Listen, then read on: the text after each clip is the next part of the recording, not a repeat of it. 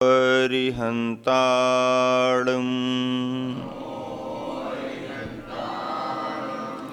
ऋमो सिद्धाणं ऋमो आयिर्याणं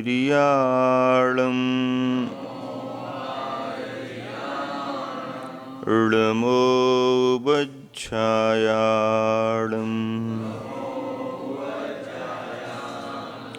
ऋमो लोये सौविसाकूणं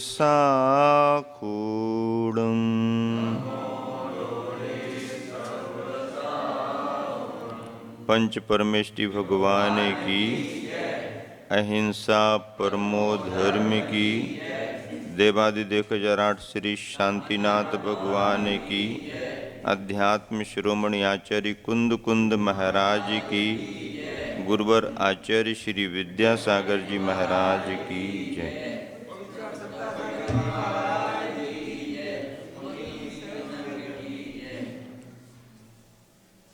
आचार्य प्रवर गुरुवर विद्यासागर जी महाराज जिस समय सिद्ध क्षेत्र नैनागिरी जी में पंच कल्याणक समारोह को संपन्न करा रहे थे, उसी समय आर्य का दीक्षा देने का प्रसंग बना।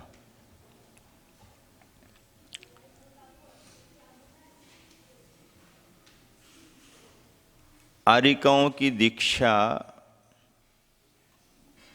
गुरुवर ने बहुत ही सोच विचार करके लंबे समय के बाद दी। वैसे तो देखा जाए तो दीक्षा देने लेने में ज़्यादा समय लगता भी नहीं है। लेने वाले ने निवेदन किया, देने वाले के भाव बने, समारोह आयोजन करने वाले लोग तो तैयार ही रहते हैं। लेकिन आचार्य श्री के साथ ऐसा नहीं है। आचार्य श्री दीक्षा देने में कभी भी जल्दबाजी नहीं करते। हम लोगों के स्वयं के अनुभव हैं। और बार बार कोई आग्रह करे उनसे ऐसा पसंद भी नहीं करते। तो विधा क्या है आचार्य श्री की? आचार्य श्री की विधा ये है कि एक बार आप निवेदन कर लो और जो मार्गदर्शन दिया जा रहा है तदनुरूप आप कार्य करते जाइए। ख्याल में बात सब आती रहेगी और जब संयोग बनेगा, योग बनेगा, तो आचार्य श्री स्वयं अपनी तरफ से संकेत दे देते हैं। अत्यधिक आग्रह करना, बार बार आग्रह करना भावना हो सकती है लेने वाले की, लेकिन आचार्य श्री समय के अनुसार ही काम करते हैं। बहनों ने भी बहुत पहले से निवेदन कर रखे थे, पर आचार्य श्री का स्पष्ट तौर पर ये कहना प्रारंभ से ही रहा। हम लोगों को मालूम है कि आर्य का दीक्षा दे तो देंगे, लेकिन आर्यिकाओं को संघ में नहीं रखेंगे। इस बात के लिए आप लोग तैयार रहो तो ही हम दीक्षा देंगे। इसका मतलब ये था कि आप सबके विहार वगैरह, चतुर्मास वगैरह अलग होंगे। शेष समयों में संघों का आना जाना होता है। मार्गदर्शन लेने के लिए, अन्य समारोहों में सम्मिलित होने के लिए संघ आते जाते रहते हैं, तो आपका आना जाना तो रहेगा समय समय पर। लेकिन जैसे मुनिजन दीक्षा लेकर के साथ में रहते हैं, संघ के साथ ही विहार करते हैं, ऐसी व्यवस्था आर्यिकाओं के लिए नहीं बनेगी। तो इस मानसिकता को आचर्षी ने प्रारंभ से ही तैयार कराया और बहनें भी तैयार हुई। वह भी प्रारंभ से ही स्वाध्याय करती आ रही थी, आचर्षी के विचारों को समझ रही थी। तो सभी की मानसिक तैयारी थी कि आचर्षी आप जो भी मार्गदर्शन और आदेश देंगे, जो आपकी व्यवस्था होगी उसके अनुसार हम लोग कार्य करेंगे। नैनागिर में पंच कल्याणक महामहोत्सव में दीक्षाओं का प्रसंग बना। मोक्ष मार्गी भव्यात्माओं के लिए तो मुक्ति का मार्ग प्रशस्त हुआ ही हुआ, समूचे इलाके में एक विशेष प्रसन्नता और प्रभावना का वातावरण बना कि अब आर्यिका संघों के तैयार होने से खास करके विशेष करके महिला समाज को, बालिका वर्ग को विशेष लाभ उनसे मिलता रहेगा। आचर्षी ने बहुत सारी चर्चाएं की, जो विद्वान रहे आचार्य श्री के पास आते जाते रहे, समय समय पर चर्चाएं जो भी चलती रहीं, विभिन्न संघों की व्यवस्थाओं की चलती रही, शास्त्रों की चर्चाएं चलती रहीं, उन सब का निचोड़ निकाल करके आचर्षी ने फिर दीक्षा देना सुनिश्चित किया। दीक्षा जिस तरीके से आचर्षी देते हैं वह स्वयं आप सभी वर्तमान में बहुत साधन है आपके पास में, तो आप सीढ़ियाँ उपलब्ध हैं, आप देख सकते हैं कि किस तरीके से आचर्षी आर्यिकाओं को दीक्षा देते हैं। मुनियों को दीक्षा देने में जो डायरेक्ट संस्कार करते हैं केसुलुंच करके, उसमें थोड़ा सा अंतर करते हैं गुरुवर, और ऊपर से ही संस्कार करके, और इस तरीके से जो व्यवस्था आचर्षी की है संस्कार देने की, वो सभी को देखने में आती है और बहुत ठीक भी है। ऐसे करते हुए 11 आर्यिका दीक्षा हुई और 12 क्षुल्लक दीक्षाएं हुई। 11 आर्यिका दीक्षाओं में नाम सभी को मालूम है, गुरुमती जी, दृढ़मती जी, मृदुमती जी, ऋजुमती जी, तपोमती जी, सत्यमती जी, गुणमती जी, जिनमती जी, निर्णयमती जी, उज्ज्वलमती जी और पावनमती जी।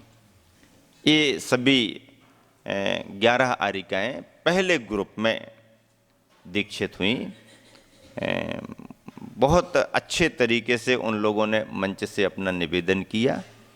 जहाँ एक तरफ पंचकल्याणक में भगवान की दीक्षा देखने का प्रसंग सभी को मिला, वहीं पर साक्षात भव्यात्माओं की दीक्षा का प्रसंग भी पंच कल्याणक के उस मंच से सभी को देखने को मिला। 12 क्षुल्लक दीक्षाओं में सभी क्षुल्लक जी थे, उनके नाम आपको मालूम होंगे, और आपके सुपरिचितों में गंभीर सागर, धैर्य सागर जी जो इस तरफ रहे हैं वो भी उसी ग्रुप में रहे, और निश्चय सागर जी जो अभी साथ में हैं वो भी उसी ग्रुप में क्षुल्लक दीक्षा में थे। ऐसे आदि आदि और भी सभी जो ब्रह्मचारी संघ में थे पुराने, वो ऐसे 12 ब्रह्मचारियों की दीक्षा उस ग्रुप में संपन्न हुई। इस तरह संघ में पहले से ही 23 पिच्छियाँ थीं, आचार्य श्री सहित समस्त संघ की 23 पिच्छियाँ थीं, और 23 की संख्या में और दीक्षार्थी आगे बढ़े। 23 में भगवान पारसनाथ की समोसरण स्थली रसंदीगिरी मानी जाती है। बरदत्तादि पंच मुनि महाराज वहाँ से निर्वाण को प्राप्त हुए, निर्वाण स्थली है।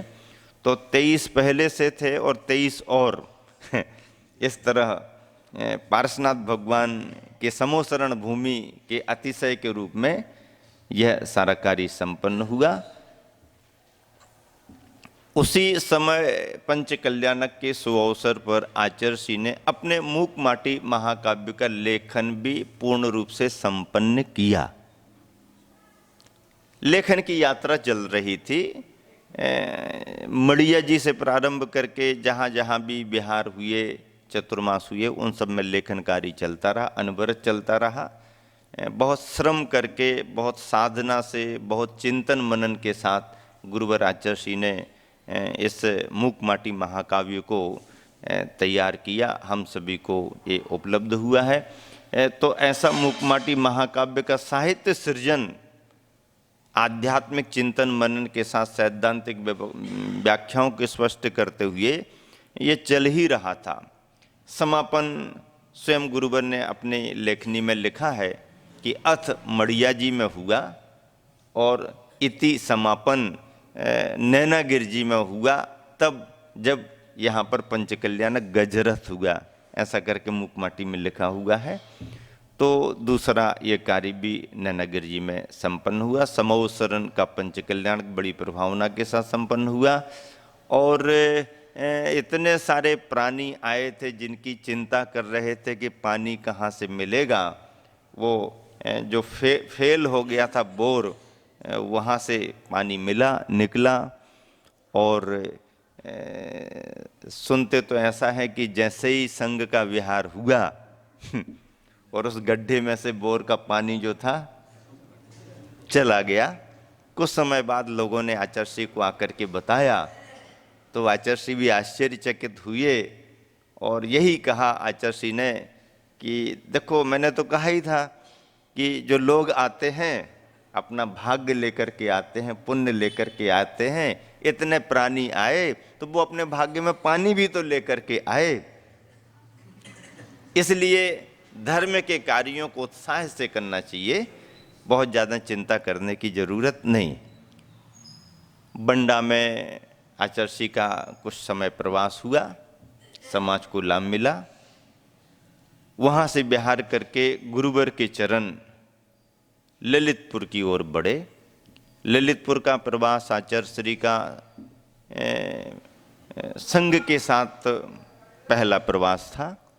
प्रारंभ में जब बुंदेलखंड में प्रवेश कर रहे थे उस समय 4 क्षुल्लक दीक्षाओं को लेकर के सोनागिरी से आगे बढ़े थे। तो अल्प प्रवास ललितपुर में 1 आध दिन का संभवतः हुआ और वहाँ से विहार हो गया था। लेकिन अब बहुत लंबे समय के बाद, जबकि समाज बहुत बार बार आ रही जा रही, निवेदन कर रही, तो ग्रीष्म काल को ध्यान में रखकर के आचार्य का विहार ललितपुर की ओर हुआ। ललितपुर में पहले से ही क्षुल्लक गुण सागर जी विराजमान थे, उनका प्रवास वहाँ पर था। वह आचार्य श्री से पहले से ही परिचित थे। आचार्य श्री की सेवा में कहें घर में थे तब से, अजमेर से, या कहें कि वो क्षुल्लक जी बनने के बाद भी सुमत सागर जी आचार्य महाराज थे, उनके वो शिष्य थे। क्षुल्लक दीक्षा उनसे ली थी। गुण सागर जी और सन्मति सागर जी 2 महाराज जियों का नाम सभी जानते हैं। बुंदेलखंड में उनका अच्छा लाभ मिला सभी युवा पीढ़ी के लिए। गुण सागर जी आचार्य श्री से परिचित थे। आचार्य श्री की सेवाओं में, वैयावृत्ति में भी वो पहले 1-2 बार रह चुके थे। उनकी भी भावना थी कि आचार्य श्री का प्रवास ललितपुर की ओर हो। जैसे ही उनको समाचार मिला वह बहुत उत्साहित हुए, समाज को उन्होंने बहुत प्रेरित किया और तैयारियां कराईं।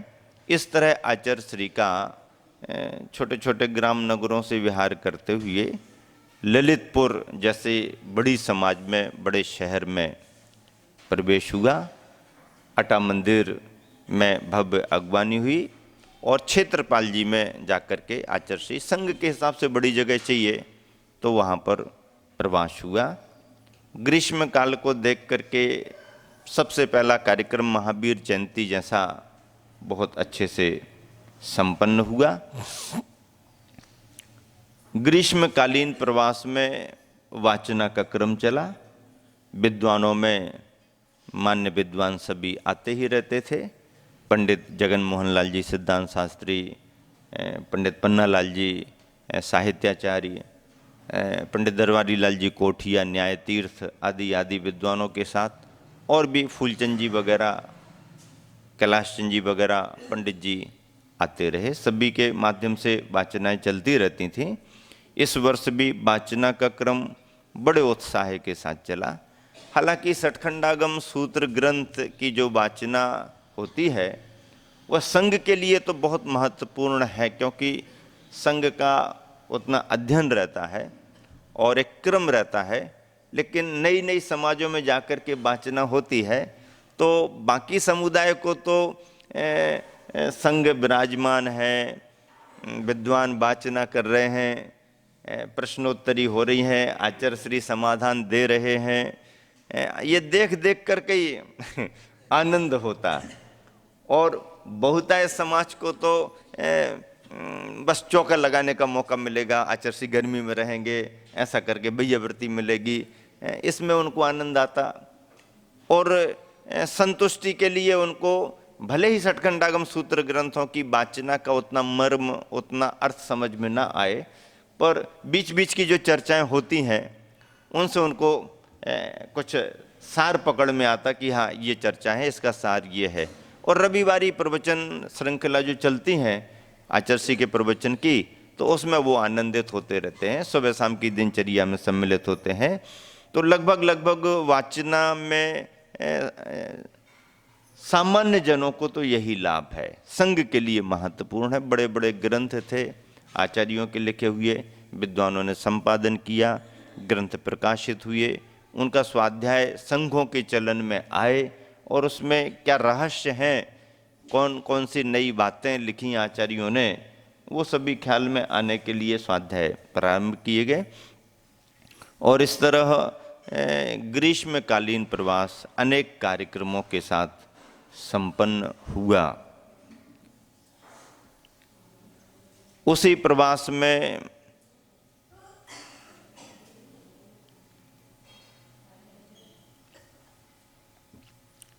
संभवतया आचार्य धर्म सागर जी महाराज जी की समाधि और एक दूसरे प्रवास में या उसी प्रवास में आचार्य देशभूषण महाराज जी की भी समाधि के कुछ ऐसे समाचार मिले।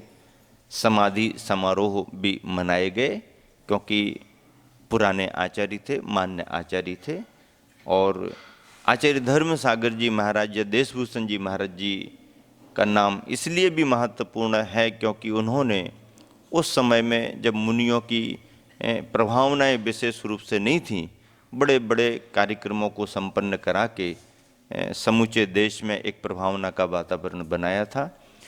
25वां निर्माण महोत्सव अपने आप में ऐसे दोनों प्रमुख आचार्यों की उपस्थिति में दिल्ली में पूरे राष्ट्रीय स्तर पर बहुत महत्वपूर्ण रहा था। ऐसे उन आचार्यों का योगदान और दिगंबर जैन परंपरा के लिए साधु संघों को बहुत बड़ा योगदान उनका रहा है। आचार्य धर्म सागर जी महाराज जी स्वयं आचार्य श्री से परिचित रहे राजस्थान में। आचार्य श्री बहुत ही निकट से आचार्य धर्म सागर जी महाराज जी को जानते थे। बहुत विनम्र भाव भी आचार्य श्री के मन में उनके प्रति आदर भाव बहुत था। आचार्य देशभूषण महाराज जी के संग में तो आचार्य श्री का प्रारंभिक जीवन ही आगे बढ़ा है, तो उस सभी से आचार्य श्री प्रभावित भी थे। ऐसे दोनों आचार्यों के संदर्भों को लेकर के अच्छे रूप में जब उनकी संलेखनाओं के समाचार मिले तो एक बहुत बड़ी सभा की गई।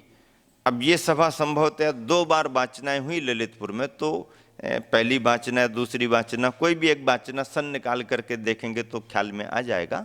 लेकिन ये स्मृति के विषय हैं, सन संवत आगे पीछे हो सकते हैं, लेकिन संदर्भ सही है। ऐसा करके वाचना ग्रीष्मकालीन प्रवास के साथ संपन्न हुई।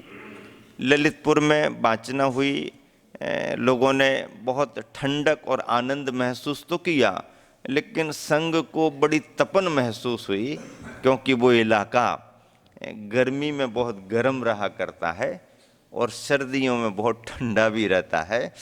विद्वान बहुत आश्चर्यचकित रहते थे कि इतनी गर्मी में संघ कैसे बिना किसी साधनों के साधना करता है। विद्वानों को आश्चर्य नहीं होता था, विद्वान इसको देख करके बहुत प्रसन्न होते थे और बार बार कहा करते थे कि सचमुच ही इस संघ के माध्यम से ही हमारे लिए ऐसा लगता है कि वाकई में जो एक मूल चर्या में मुनि का धर्म है वह है।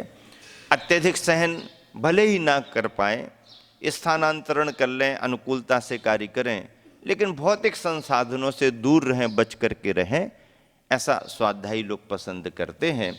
और वह आचार्य श्री की चर्या में अभिन्न अंग बन करके प्रारंभ से रहा। किसी को प्रसन्न करने के लिए या किसी को दिखाने के लिए नहीं, या हम ऐसा करेंगे तो लोग प्रशंसा करेंगे इसके लिए नहीं, लेकिन जो सहज उनको अपने गुरुवर आचार्य ज्ञान सागर जी से मिला, या ज्ञान सागर जी ही क्या कहें, आचार्य शांति सागर जी महाराज जी ने वीर सागर, शिव सागर जी जैसे महान महान आचार्यों ने पसंद किया। और फिर जो मूलाचार ग्रंथ में ही सारे उल्लेख हैं चर्या के, तो फिर मुनि चर्या में वो सम्मिलित है। ऐसी चर्या जब आचार्य ने सहज रूप से की और संग को उसमें ढाला, तो गर्मी के दिनों में विद्वान देख देख करके आश्चर्यचकित हों और ऐसा पूछते थे, बाबा जी आप लोगों को गर्मी नहीं लगती? क्योंकि विद्वान तो विद्वान होते हैं, खाना पीना और आराम से रहना, अपने स्वाध्याय करना कराना, आश्चर्यचकित होते थे। लेकिन आचार्य श्री को इसमें कुछ आश्चर्य नहीं, क्योंकि वो तो प्रतिदिन की दिनचर्या है। अप्रमत्त स्वाध्याय संघ के द्वारा देख करके लोग प्रभावित होते थे। इस तरह से ग्रीष्मकालीन प्रवास वाचना के विभिन्न प्रसंगों को लेकर के संपन्न हुआ। तत्पश्चात आचार्य श्री ने चतुर्मास को ध्यान में रख करके बिहार किया। बिहार राजघाट चंदेरी होकर के अतिशय क्षेत्र थुबोंजी के लिए हुआ। थुबोंजी एक क्षेत्र है, अशोकनगर के निकट है, गुना जिले में आता है। पहले ही आचार्य श्री का परिचित क्षेत्र था। सन 1979 में आचार्य श्री का एक चातुर्मास हो चुका था। दोबारा चातुर्मास करने के भाव से आचार्य श्री का विहार हुआ। क्षेत्र पर बहुत सारे साधन पहले भी नहीं थे और इस वर्ष जाने पर भी नहीं मिले। एक पुरानी धर्मशाला जो थी वो श्रावकों के चौकों के हिसाब से, उनके रहने के हिसाब से थी। संत भवन के नाम पर, त्यागी भवन के नाम पर कोई स्थान नहीं था, कोई अलग से रुकने की जगह नहीं थी। लेकिन क्षेत्र आचार्य श्री को स्वतंत्र और निराकुल पसंद था। आचार्य श्री का पुनः प्रवास हुआ। संघ ने वंदना की। संघ देख करके आश्चर्यचकित हो गया, चातुर्मास यहाँ कहाँ करेंगे, क्योंकि रहने को कमरे ही नहीं है। मंदिरों की दालान है और दालान भी खुली खुली। जिन्होंने थुबोंजी की वंदना की होगी मालूम है, मूर्तियाँ खड़गासन में बड़ी बड़ी, नीचे उतर करके जाओ। अब दिन में बैठना है तो नीचे भगवान के चरणों में बैठे रहो, लोग ऊपर से दर्शन करते वापस जाएं, आप अपने बैठे स्वाध्याय करो। और विश्राम करना है तो किसी मंदिर में जगह है तो वहाँ कर लो, अन्यथा बाहर दैलान में आ जाओ। आचार्य श्री के प्रवास को, निवास को ध्यान में रख करके भी कोई बहुत अच्छी जगह नहीं थी, लेकिन फिर भी समाज की भावनाएं तो थी और आचार्य श्री को क्षेत्र पसंद आ गया तो रुक गए। संग्रहालय के सामने ही छोटी सी दालान थी और छोटी सी कमरा नुमा जगह थी, लेकिन खुली हुई थी, तो उसको टीन लगा करके थोड़ा सा हवा पानी से बचाव हो ऐसा कर दिया गया। उसके पीछे थोड़े से टीन लगा दिए गए। महाराजों को जिसको जहाँ जगह समझ में आई, मंदिरों में, मंदिर के बाहर दालान में या मंदिर के अंदर, वह रुक सकते हैं। रात्रि विश्राम करने के लिए संग्रहालय था। संग्रहालय में अपनी मूर्तियां भी रखी हैं, पुरानी पुरानी, जो मतलब किसी तरीके से बाधित हो गई तो वेदियों से उठ करके आई। संग्रहालय होता है, वहीं पर जगह थी तो पाटे लग गए थे, तो सभी महाराज रात्रि विश्राम करने को, दिन में कहीं भी रहो, रात में आ जाओ अपने अपने स्थान पर, या जिनको अनुकूलता है तो बाहर दैलानों में भी थोड़ी सी ओट वगैरह करके रुक जाते थे। चातुर्मास स्थापित हो गया। अशोकनगर की कमेटी संपूर्ण देखरेख कर रही थी। लेकिन उस वर्ष ऐसा हुआ कि गर्मी ललितपुर में भी खूब रही और आषाढ़ का महीना आने के बाद भी बारिश नहीं हुई। आषाढ़ क्या सावन का महीना भी आ गया तो भी बारिश नहीं हुई। गर्मी का प्रकोप, और ऐसा होते करते करते 15, 20, 25 दिन ही निकले होंगे प्रारंभ के। 15-20 दिनों में ही संघ में अस्वस्थता बढ़ने लगी और धीरे धीरे करके मलेरिया बुखार फैलने लगा। ठंड लग करके बुखार आता है और ठीक करने को कड़वी दवा देना पड़ती है उसका सर्तियाँ इलाज है। सिंकोना पेड़ से निकलने वाली कड़वी दवा, या गांव देहात में चलने वाला नहा की पत्ती का रस कड़वा कड़वा, ये एक सर्तियाँ देसी औषधि है और उसका सर्तियाँ इलाज होता है। तो ऐसा करके जिसको आवश्यकता पड़ती गई आचार्य श्री बताते गए। आचार्य श्री स्वयं अस्वस्थता की चपेट में आ गए और ऐसा बुखार घेरा आचार्य श्री को कि चर्या बाधित होने लगी। संघ के महाराजों को भी बुखार आते जाते रहे, ठीक होते रहे, कोई 2 दिन, कोई 4 दिन, कोई 10 दिन में बराबर अपने आवश्यकों में ठीक ठाक से लगने लगे। लेकिन आचार्य श्री को बुखार ने बड़ी तीव्रता से घेरा और आचार्य श्री बार बार कहा करते थे संघ में कि मलेरिया बुखार जब भी आता था या आता है तो बोले वो तो लंबी मेहमानी करने के लिए हमारे पास आता है। कई बार आया और लंबे लंबे समय तक रहा। उस बार भी लक्षणों से मलेरिया बुखार ही मालूम हुआ। चिंता का विषय हुआ, स्वाध्याय भी रुक गया। धर्मशाला में जो जाकर के आहारचर्या होती थी उसमें भी अनुकूलता नहीं रही। तो श्रावक बंधुओं ने अपने कर्तव्य को समझते हुए पास में ही मंदिरों की दैलानों में चौका लगाना शुरू कर दिया और पास के पास आहारचर्या आचार्य श्री की होने लगी। स्थितियां बड़ी विषम बनी, चिंता का विषय बना, पूरा संघ चिंतित हो गया। समाज चिंतित तो होती ही होती है। विशेष रूप से स्वास्थ्य लाभ के लिए परामर्श लेने के लिए जयपुर से वैद्य सुशील कुमार जी को बुलाया गया। कटनी से रघुवर प्रसाद जी वैद्य करके अपने जैन समाज के ही थे, उनको भी बुलाया गया, परिचित थे वो। और भी जो भी जैन वैद्य रहे उनका भी आना जाना रहा। जैन डॉक्टर्स की तो कोई कमी रहती नहीं है, हर गांव में हर शहर में मिलते हैं। और ऐसे ही समय थोड़ा डॉक्टरों को भी बहुमान सम्मान मिलना प्रारंभ होता है कि चलो भैया। तो उनको ऐसा मतलब अस्वस्थता है इसकी चिंता तो होती है, लेकिन चलो कम से कम किसी रूप में हमारी सेवा इतने बड़े संघ के लिए मिलेगी, इसका अपना उनका भाव भी जुड़ता है। आते जाते रहे। सुशील कुमार जी एक बहुत अनुभवी वैद्य हैं, अभी भी हैं, वर्तमान में बहुत अच्छे अनुभव हैं।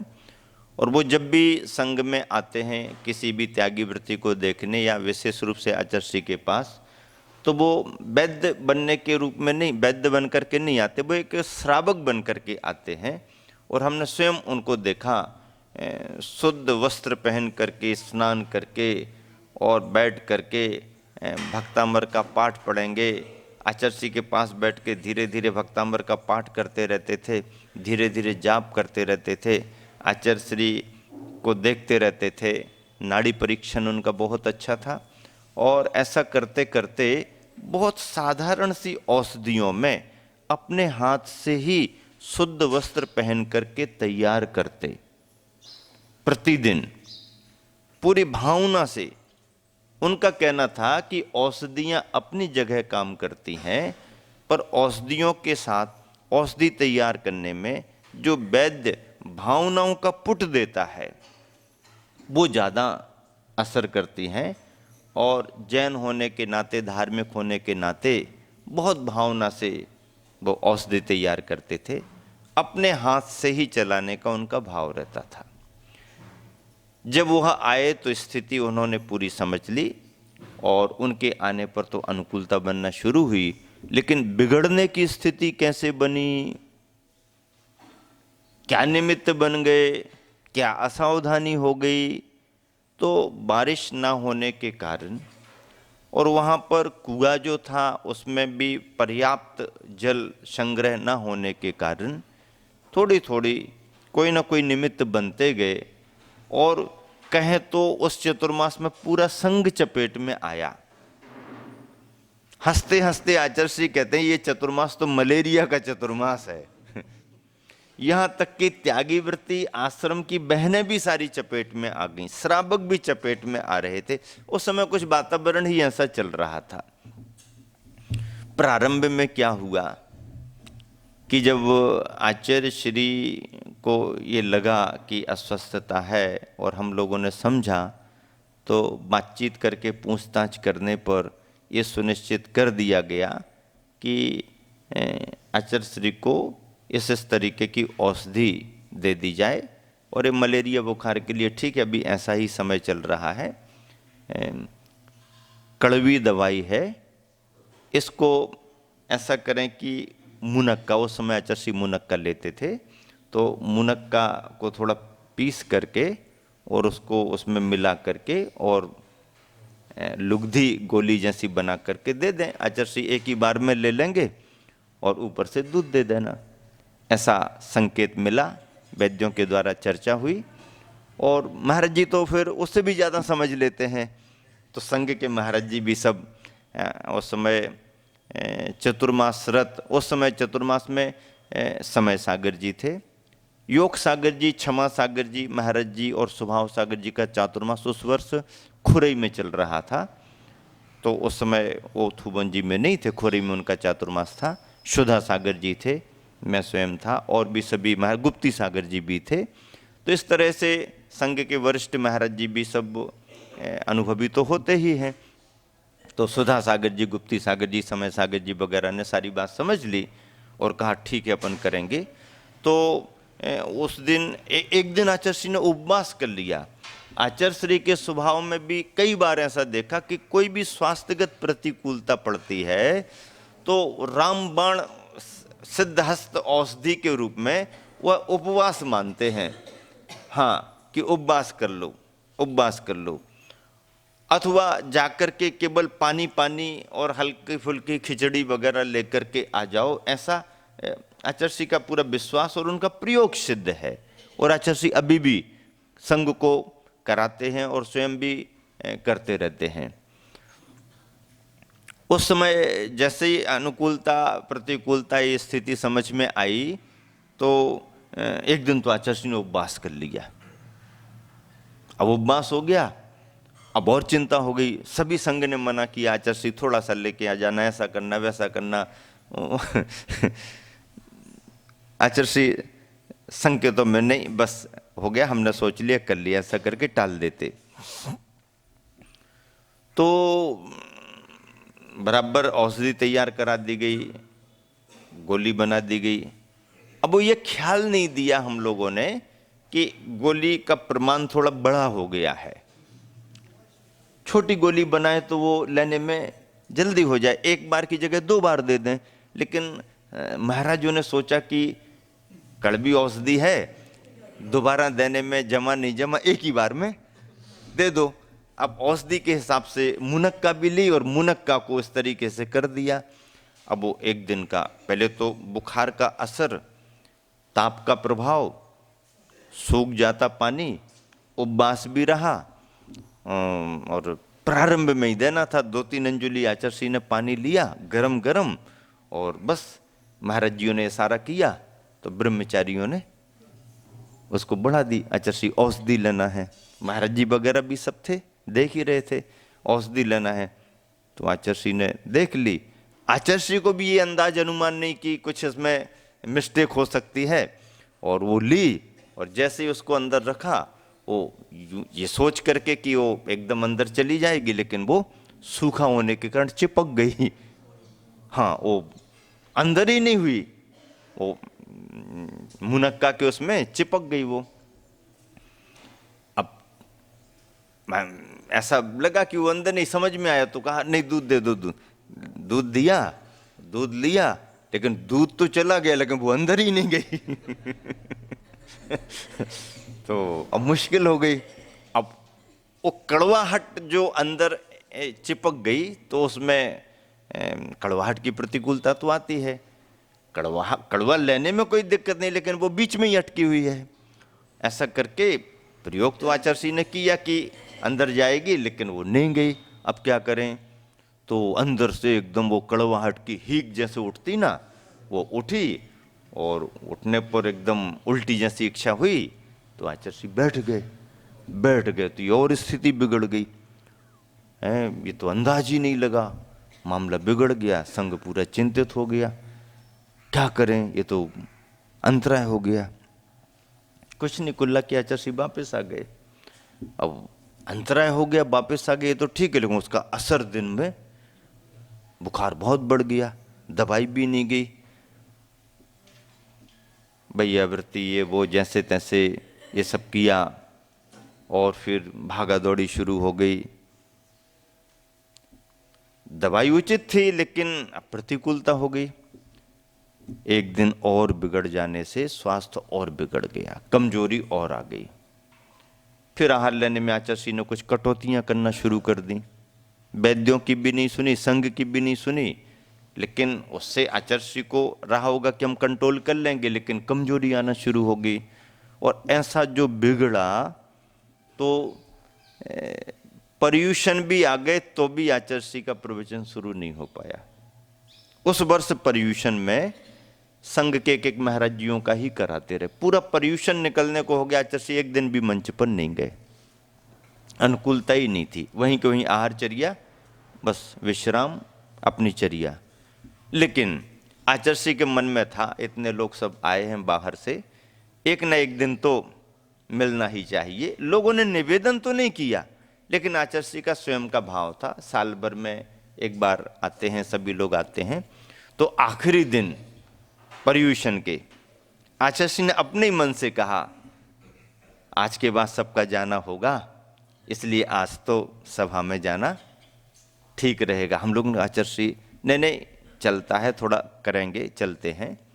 चल करके धीरे धीरे गए। उस समय तक थोड़ी अनुकूलता बनना शुरू हो गई थी।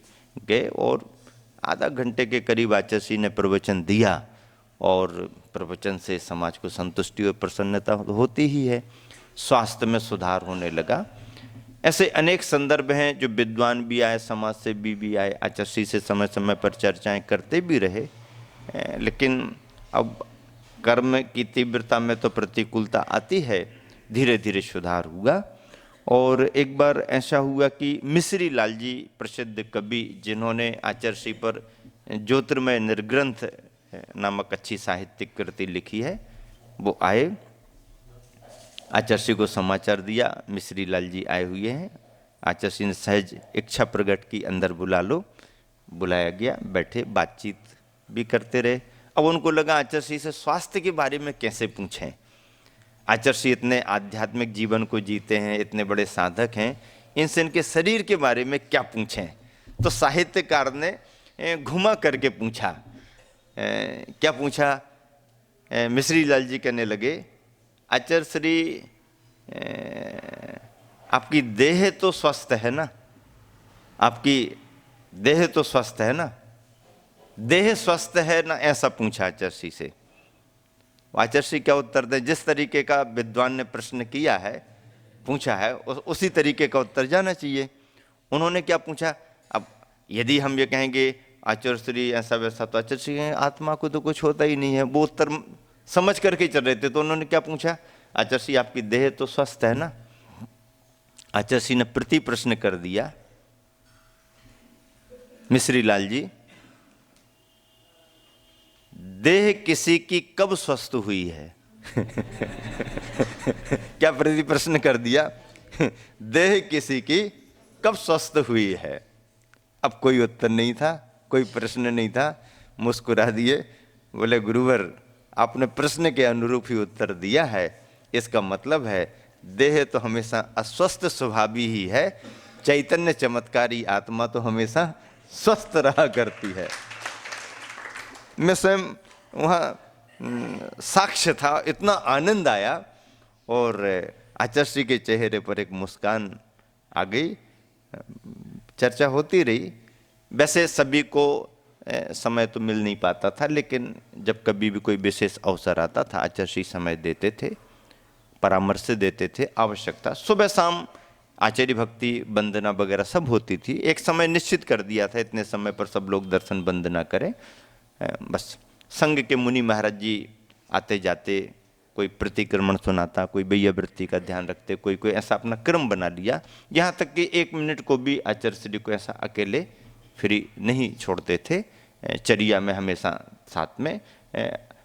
महाराज भी आहार वगैरह को जाएंगे तो कोई ना कोई एक वहाँ पर उपस्थित रहता था। आचार्य श्री को इसकी आवश्यकता नहीं थी, लेकिन शिष्य का कर्तव्य होता है, अपनी गुरु भक्ति होती है, उससे प्रेरित होकर के आचार्य श्री मना भी करते थे तो हम लोग बैठे ही रहते थे, और इशारा भी करें आचार्य श्री की अब थोड़ा, तो बाहर जाके बैठ जाते ताकि कोई किसी तरीके से व्यवधान ना करे। ऐसा करके संघ अपना गुरु के प्रति बहुमान रखता है, सेवा का भाव रहता है। सभी महाराजियों ने खूब मन लगा करके सेवा की। सभी महाराजियों की बैयावृत्ति से और आचार्य श्री के स्वयं के पुण्य प्रताप से आचार्य श्री स्वस्थ हुए। खूब जाप बिठाले, धर्मशाला में तो जाप पर जाप, मंदिरों में जाप पर जाप, पूरे देश में जाप पर जाप चलता था।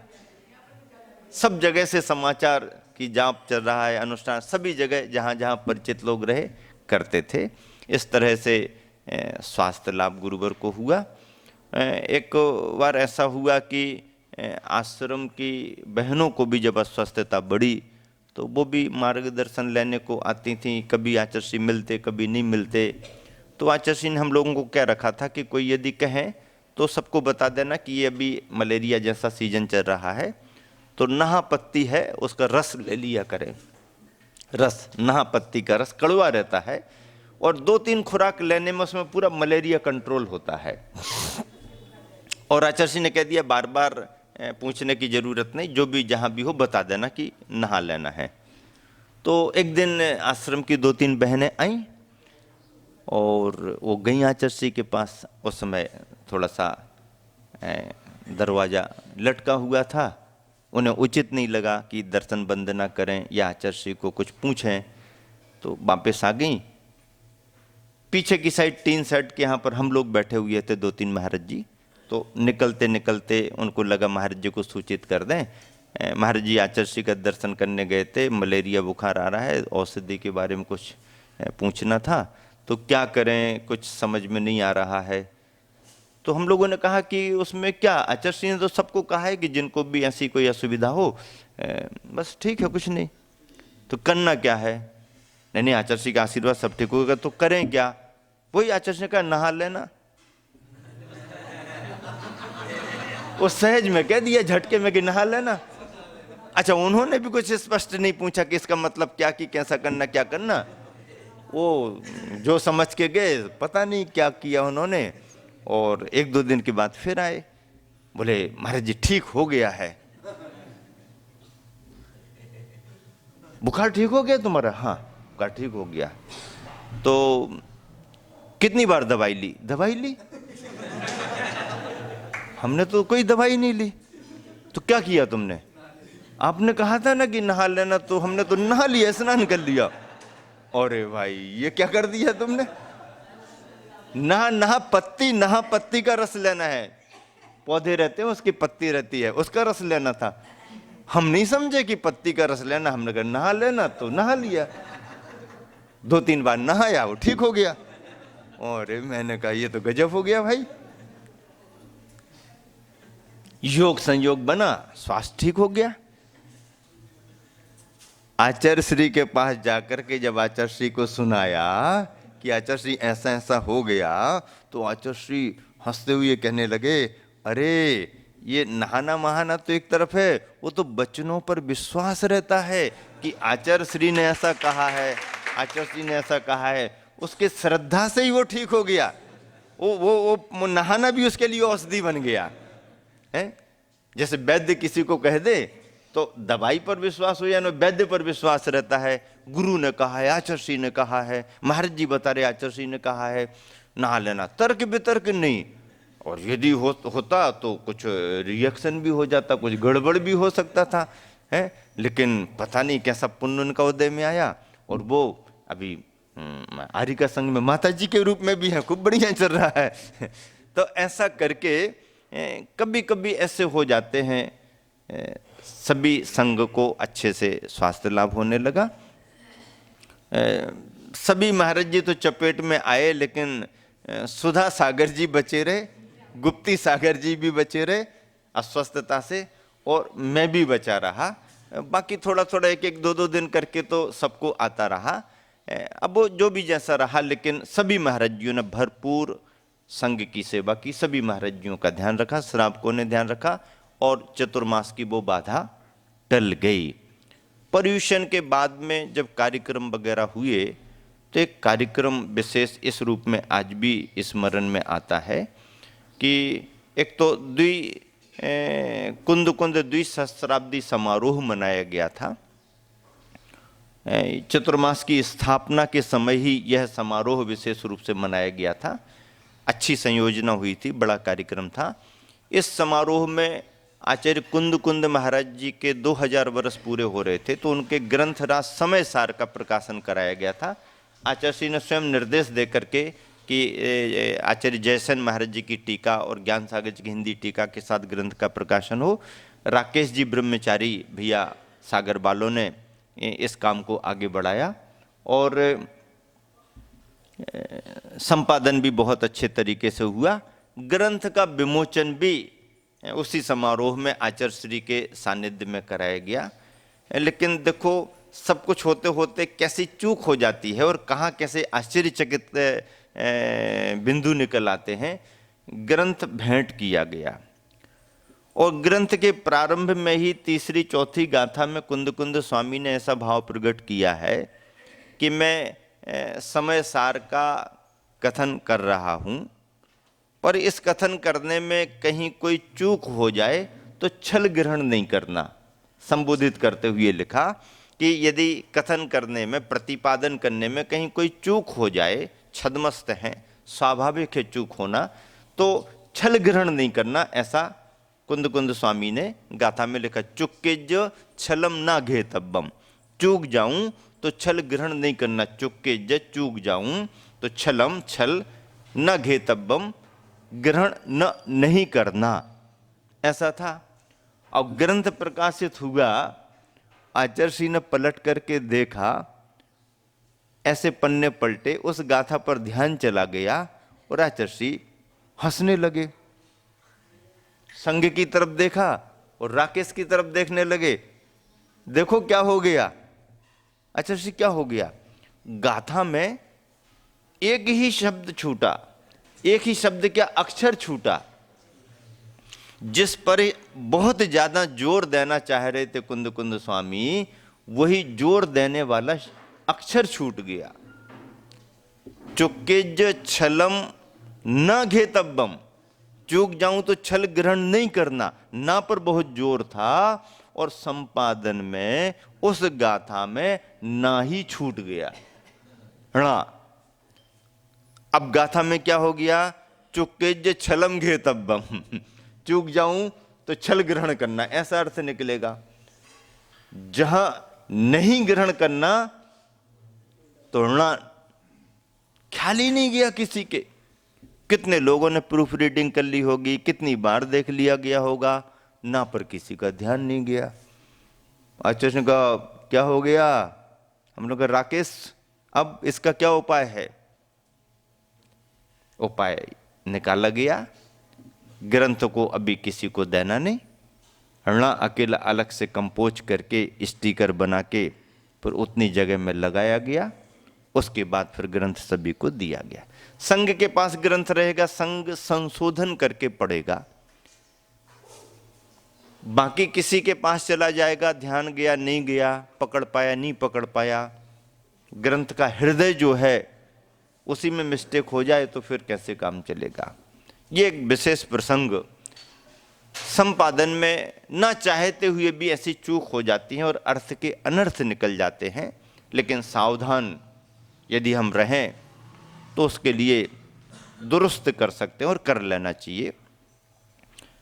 एक बहुत बड़ा आयोजन अखिल भारतवर्षीय दिगंबर जैन तीर्थ क्षेत्र कमेटी का भी हुआ और उस समय बागीदोरा से भी काफ़ी लोग वहाँ पर पहुँचे हुए थे, मुझे याद है।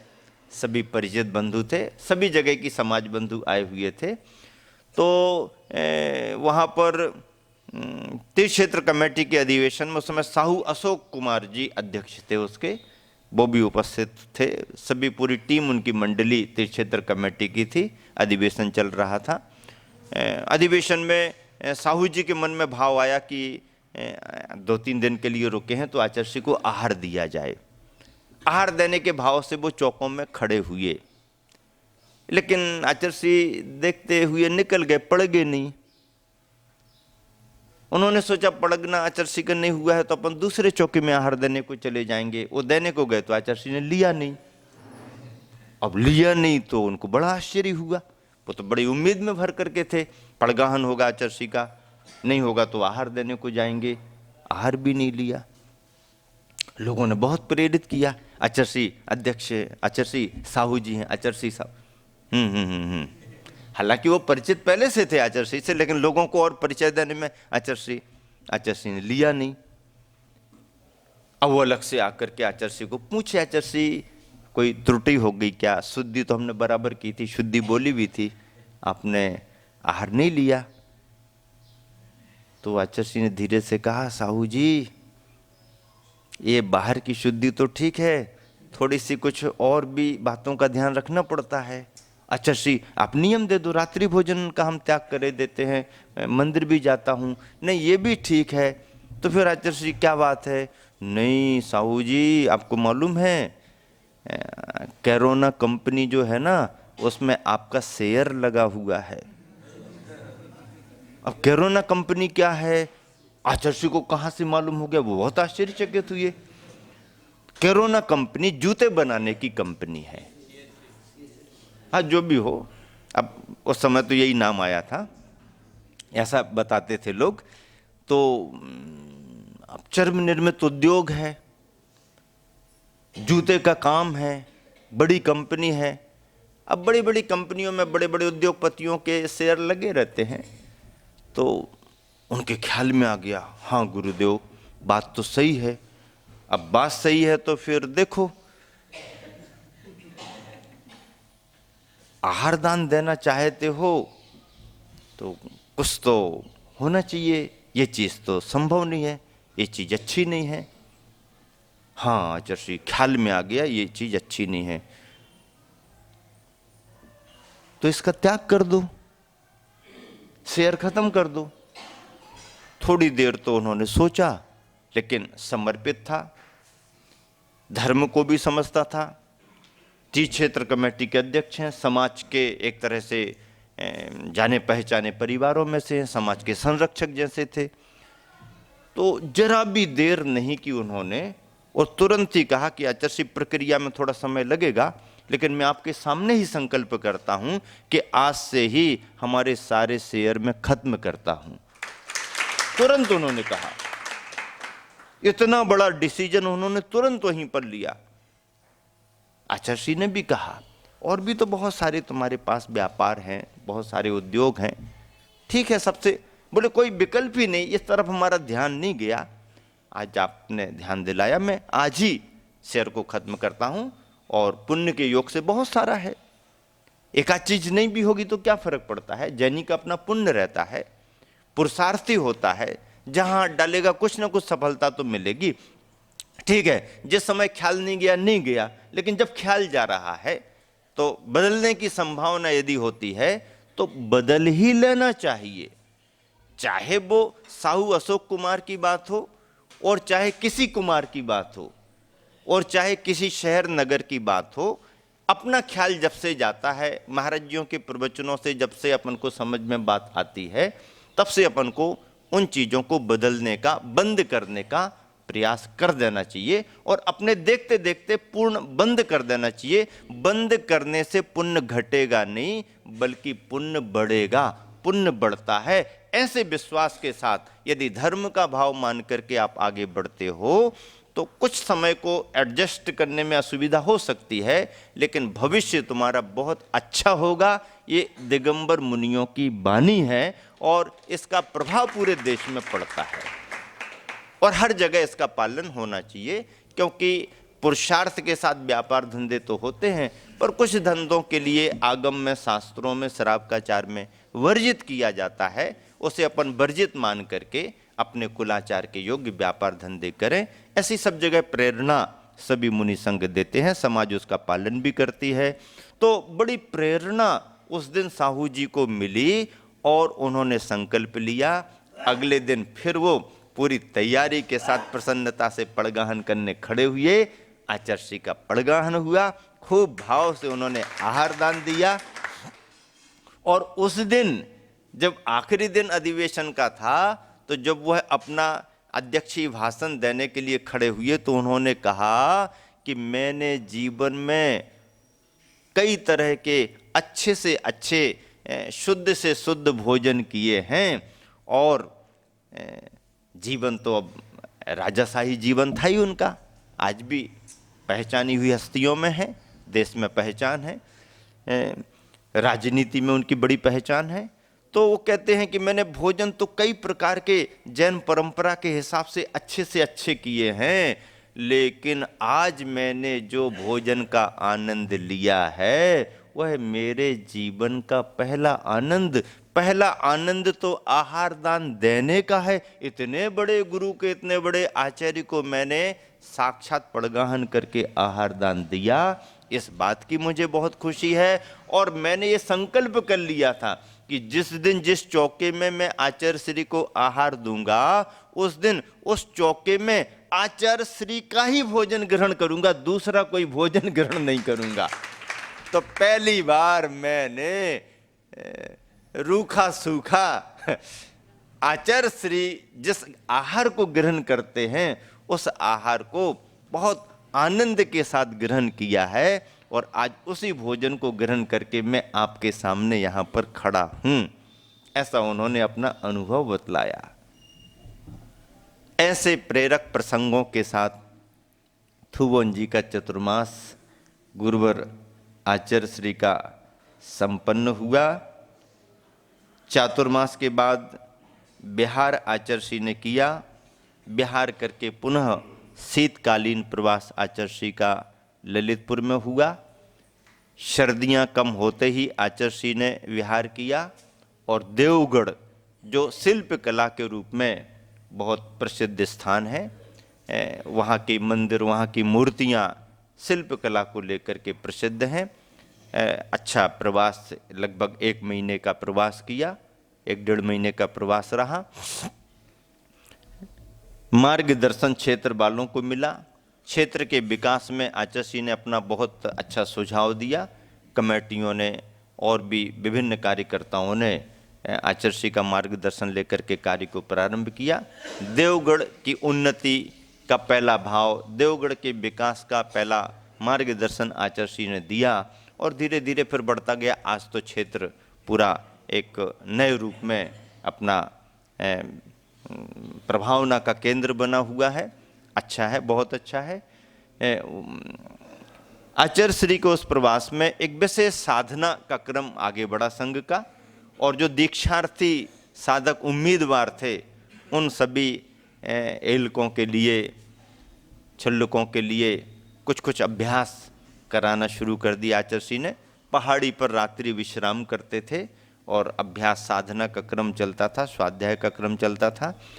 ऐसा करके उस प्रवास में देवगढ़ में रह करके मेरे मन में गुरु भक्ति का ऐसा भाव बना और गुरु गरिमा शतक के रूप में प्रारंभ में पंच परमेष्टियों की स्तुति करते हुए आचार्य परमेष्टि में आचार्य श्री के व्यक्तित्व कृतित्व को लेकर के एक काव्य रचना का भाव हुआ और काव्य रचना की।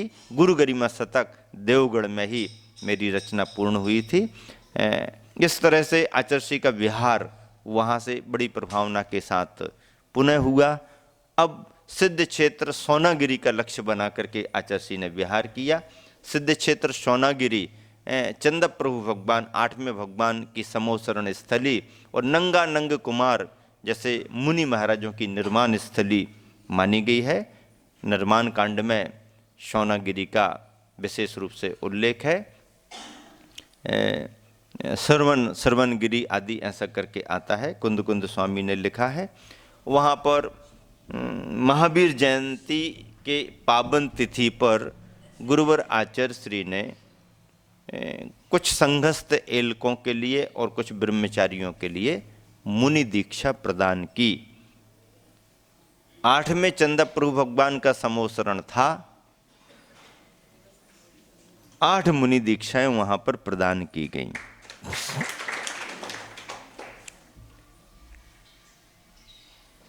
जिसमें प्रमाण सागर जी, आर्जो सागर जी, मारदो सागर जी आदि आदि जो ऐलक जी थे पहले से संघ में, ऐसे सभी मुनि महाराज जी, जो 8 का ग्रुप है, नाम सभी लिखे हुए हैं, चिन्मय पावन सुख वगैरह करके, ऐसा करके ये सभी मुनि महाराज जियों की वहाँ मुनि दीक्षा हुई। बड़ी अच्छी धर्म प्रभावना के साथ आचार्य श्री का प्रवास हुआ और दीक्षा देकर के आचार्य श्री बहुत ज़्यादा प्रवास नहीं किया, क्योंकि दीक्षा देने के निमित्त से ही आचार्य श्री का बिहार सोनागिर के लिए हुआ था। हम सबकी सोनागिर की पहली वंदना थी मुनि अवस्था में। आचार्य श्री पहले भी वंदना करके बुंदेलखंड में प्रवेश किए थे। इस बार मुनि दीक्षा का योग बना और महावीर जयंती जैसी पावन तिथि पर आचार्य श्री ने संघस्थ सभी ऐलक और ब्रह्मचारियों के लिए मुनि दीक्षा प्रदान की। मुनि दीक्षा के बाद पुनः विहार हुआ ललितपुर की ओर। ग्रीष्मकालीन प्रवास पुनः ललितपुर में हुआ। उस वर्ष साल 1.5 साल ललितपुर को बहुत लंबा समय मिल चुका था। ग्रीष्मकालीन वाचना पुनः हुई और इस बार की वाचना का एक रोचक प्रसंग जो मुझे याद आ रहा है वो बना। वाचना के क्रम में फूलचंद जी सिद्धांत शास्त्री वाचना कर रहे थे। वाचना करते करते सूत्रों में और सूत्रों की व्याख्याओं में कुछ अकाल मरण किन किन जीवों का होता कि नहीं होता, ऐसी चर्चा चल रही थी। पंडित फूलचंद जी सिद्धांत शास्त्री बनारस वाले वाचना कर रहे थे। उन्होंने व्याख्या करने के बाद में एक टिप्पणी की और टिप्पणी करते हुए, हालांकि विद्वान बहुत अच्छे थे, पर थोड़ा सा निश्चय का रंग लग जाने के कारण कुछ मान्यताएं उन्होंने अपनी थोड़ी बदली थीं। आचार्य श्री के सानिध्य में आकर के बहुत उन्होंने परिवर्तन किया, लेकिन फिर भी कुछ न कुछ मान्यता तो बनी रहती हैं। तो उन्होंने शास्त्र में चर्चा आ रही थी कि इन जीवों का अकाल मरण होता है आदि आदि। तो बाद में उन्होंने टिप्पणी करते हुए अब भरी सभा में विद्वानों के बीच में, श्रोताओं के बीच में, संघ के बीच में उन्होंने अपनी मन की टिप्पणी कर दी और क्या कहने लगे आचार्य श्री से, गुरुदेव निश्चय से अकाल मरण नहीं होता, जबकि ये कोई संदर्भ नहीं था वहां, लेकिन उन्होंने अपनी मान्यता को रखने के नाम पर मरण की बात तो कर दी, ऐसा ऐसा इन जीवों का अकाल मरण इनका नहीं होता है आदि आदि करते हुए फिर कहने लगे लेकिन गुरुदेव निश्चय से तो अकाल मरण नहीं होता है। अब ऐसी बात जैसे ही पंडित जी, इतने बड़े पंडित जी ने कही सबके बीच में, तो आचार्य श्री कब चूकने वाले। तो आचार्य श्री भी तुरंत कहने लगे, पंडित जी निश्चय से अकाल मरण नहीं होता है ऐसा आप बोल रहे, मैं तो कहता हूं कि निश्चय से तो मरण ही नहीं होता। पंडित जी हक्के बक्के रह गए। या आचार्य श्री ने तो नहले पर दहला लगा दिया। पंडित जी कह रहे निश्चय से अकाल मरण, अरे निश्चय से अकाल मरण नहीं होता, निश्चय से तो मरण ही नहीं होता है जीव का। पंडित जी समझो तो निश्चय की व्याख्या, कहाँ निश्चय लगा रहे हो कि अकाल मरण निश्चय से नहीं होता। अरे निश्चय से तो जीव का मरण ही नहीं होता। पंडित जी हक्के बक्के रह गए, आगे कुछ बोल नहीं पाए। सब लोग खूब हंसने लगे। तो पंडित जी कहते, बाबा जी तो हमारी बात काट देते हैं। बाबा जी तो हमारी बात काट देते हैं। अच्छा से कहते, नहीं नहीं ऐसी हम बात नहीं काटते हैं, हम तो सिद्धांत का प्रतिपादन करते हैं ताकि बात अधूरी ना रह जाए। अधूरी बात को पूरा करना तो हमारा कर्तव्य बनता है। हाँ हाँ हाँ हाँ, हमें भी बात समझ में आ गई ऐसा पंडित जी। तो कहने का मतलब इस तरीके से आचर्षी सतर्क होकर के सारी बातों को ध्यान से सुनना, यही आचार्य श्री की प्रामाणिकता विद्वानों के बीच में जो विशेष प्रभावकारी हुई है। विद्वान को सम्मान बहुत देते आचार्य श्री, आदर देते, उनकी बातों को बहुत गौर से सुनते, लेकिन कहीं भी उनकी व्याख्याओं में उलझते नहीं हैं, क्योंकि विद्वान कब कहाँ कैसी गाड़ी ले जाए कुछ भरोसा नहीं। अलर्ट होकर के जहां कहीं भी अवसर आया और आचार्य ने अपनी बात जोड़ दी। इस तरह से विशेष प्रसंग चर्चाओं के साथ पुनः ग्रीष्मकालीन प्रवास ललितपुर का संपन्न हुआ और ललितपुर के बाद में आचार्य का विहार आगे को बढ़ा। कहाँ को कैसा आगे विहार बढ़ा, क्या क्या संदर्भ घटित हुए, इस चर्चा को अपन अगले क्रम में करेंगे। आज यहीं पर सभी को विराम देते हैं। महावीर भगवान की